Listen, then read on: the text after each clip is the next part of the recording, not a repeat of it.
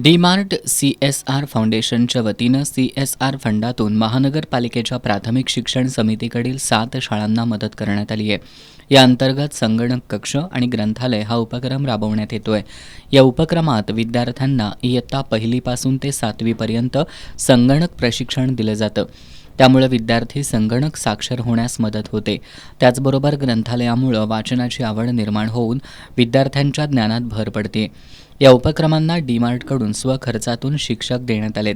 वर्षातून एक वेळ सर्व शाळांमधील डी-मार्टचे शिक्षक एकत्र येऊन डिजिटल पल्स आणि रीडिंग फेअर हा उपक्रम सादर करतात. यामध्ये विद्यार्थ्यांनी वर्षभर आत्मसात केलेल्या तांत्रिक ज्ञानाची प्रात्यक्षिकं सादर केली जातात.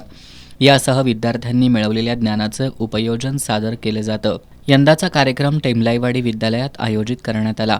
याचं उद्घाटन महानगरपालिकेचे उपायुक्त किरणकुमार धनवाडे यांच्या हस्ते आणि प्रशासन अधिकारी DC कुंभार यांच्या उपस्थितीत करण्यात आलं. यावेळी बोलताना धनवाडे यांनी या उपक्रमाचं कौतुक केलं आणि महानगरपालिकेचा विद्यार्थी हा भविष्यातील आधुनिक तंत्रज्ञान सक्षमपणे हाताळणारा आदर्श नागरिक बनेल अशी अपेक्षा त्यांनी व्यक्त केली.